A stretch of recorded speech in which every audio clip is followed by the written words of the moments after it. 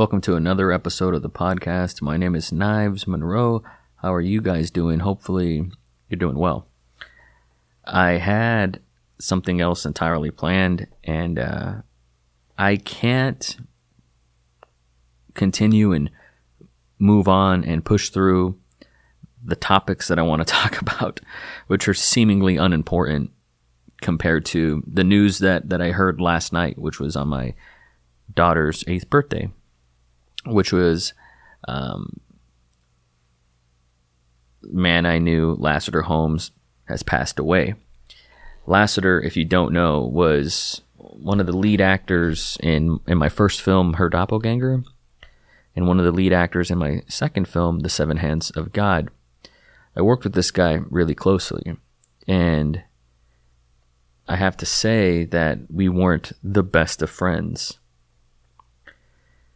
But without Lassiter, I don't know if my dreams of becoming a professional filmmaker are ever actualized and realized. And so this one's for you. I remember meeting Lassiter on the set of this indie film in 2011 entitled The Party at the End of the World.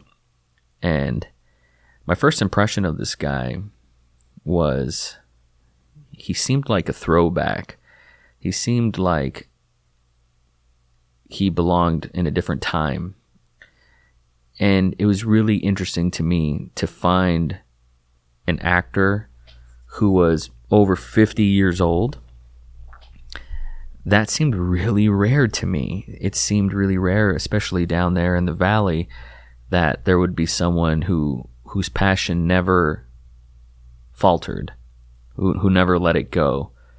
And I could tell that this guy loved acting, and I could tell that he was a student of the game. This is my first impression of him. He took his character very seriously. He took his role and his job very seriously, and not without a sense of humor. And he added a sense of legitimacy to the movie, even though he was kind of the straight man in that picture. He was sort of like, you can watch the trailer for that movie, and he's the guy that's like, wait a second, there's no party happening. There's not on my watch, that kind of guy. Like the principal from The Breakfast Club. Like someone had to play that character, and Lassiter did it well. That's how I know him, as Lassiter, Lass. That's how I know him. That's how I knew him.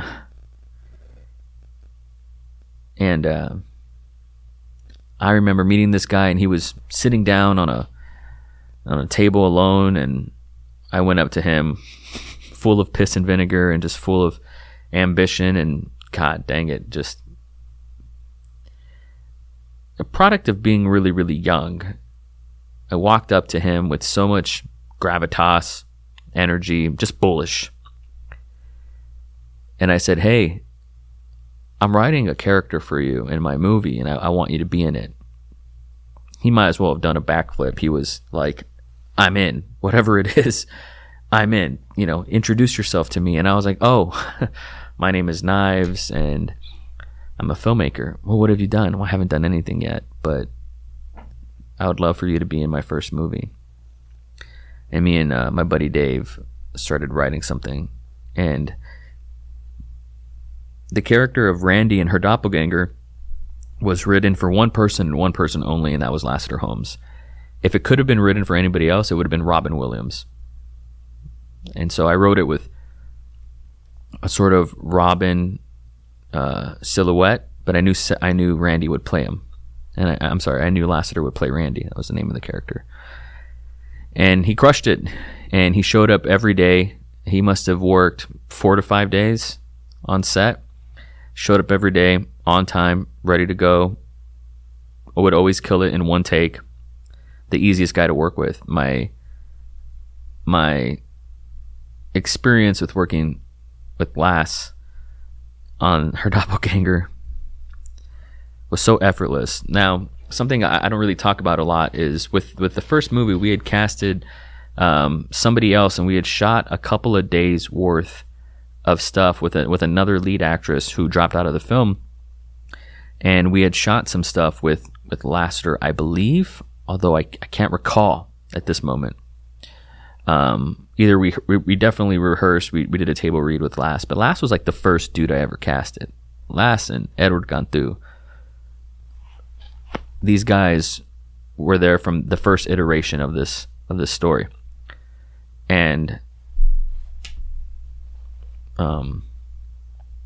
even though Christina dropped out and we had to recast her, Lassiter was there. He was like the Rock, you know. He wasn't going anywhere, and he stayed. And I kind of feel like if it wasn't for him, if it wasn't for like this steady foundation, I don't know if I would have ever finished that movie. Finishing something is really fucking hard. Like, I did that 10 years ago. I was 24. I don't know how I did it. But now, with what I know now, I know that I did it because of the people around me that would pick me up every time I fell, and I fell a lot. I was a young guy. I didn't know what the fuck I was doing. But Lass was like this vet in more ways than one, and he picked us up and carried us some days. And he was just ride or die. He actually recommended Perla Rodriguez to me. And their whole relationship is still a mystery to me. I assume they were besties. That's what I assume. But he introduced me to her, and lo and behold, Pearl Road Studios was a thing. And I was like, oh. And thank God he did, because if it wasn't for Perla Rodriguez, that my first movie would never exist. And here we are, and this year celebrating the 10-year anniversary. So that's a trip, man. Lassiter told me this, and it's like a bell that is still ringing in my ears 10 years later.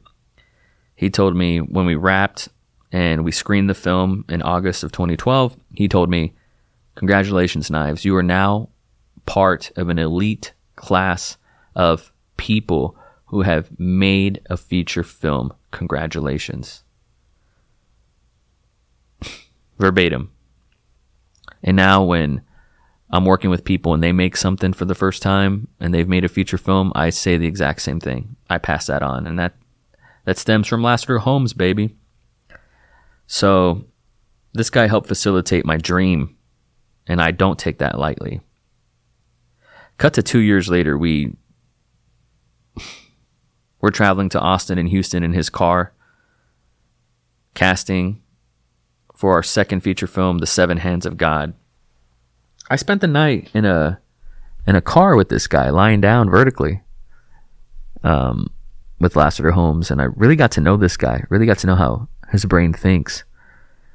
And on set, I remember, this is just what I remember.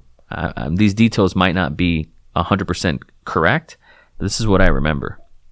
I can recall we did a 50-hour film day, and it was one of the last days of the film shoot. And Lassiter was spent. This guy was tired. This guy was done. I mean, as tired as I was, this guy did not nap. He did not stop. And we're on the 45th hour of this 50-hour day. And he picks his feet up, and he needs his boots taken off. And he's asking me, "Can you help me take my boots off? My feet are just so swollen." And I thought, man, this guy really is like an old dude. You know? He's like, I'm old school Hispanic, where it's like you have to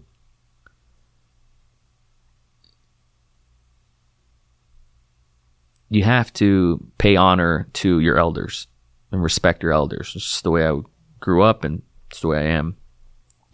Helped this guy take his boots off, and he had told me that he had cancer and that he had been in remission. But he had beat cancer. And I was like, every time I hang out with this guy, there's just more layers to the onion. So much that I didn't know. And I thought, this guy's still kicking. He's still out here. And the only thing that fueled him on that 50-hour day on one of the hardest film shoots, one of the most arduous experiences that I've ever been a part of, what fueled this guy was passion. What fueled this guy was the love of acting, the love of filmmaking, the love of the sport, the love of the game. This guy loved making movies.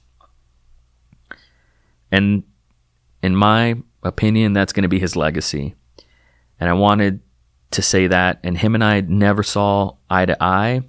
And I think we were adversaries in like the last couple of years that we knew each other. I don't think that's a secret. And I think we disagreed and weren't friends longer than we were ever friends. But still, this is what I think about and what makes this so painful and bittersweet. And I'll never get the closure that I wanted with Lassiter Holmes, with our experience making the Seven Hands of God. I'll never get that. And in a strange way, I do feel closure, though. I do feel it. I feel that his passion is still alive and all the animosity is gone. And like balance in the universe is restored. Like that's honestly how I feel. That's what I'm feeling right now. This is a day after hearing this news. Maybe I'll never publish this, but I know for me to move forward, I had to make this and just say to the people who loved him and the people who adored him and everybody that depended on him and his family that he leaves behind and Perla that he leaves behind. My heart goes out to you guys. My sincerest condolences. This man was a giant. It says on his IMDb that he was known best for his towering height. And he was a giant. So, Lassiter Holmes, thank you so much for facilitating my dreams and being a part of my personal journey. I can honestly say that I wouldn't have done it without you. And you were a rock when I needed a rock. And that's what I choose to remember. And that's what I will remember and carry with me to this day. And I appreciate your energy so much. My heart goes out to everybody who feels this pain. And that's it. Thank you guys so much for listening. Keep a force field around your heart. I love you, and I'll catch you guys on the next one. Peace.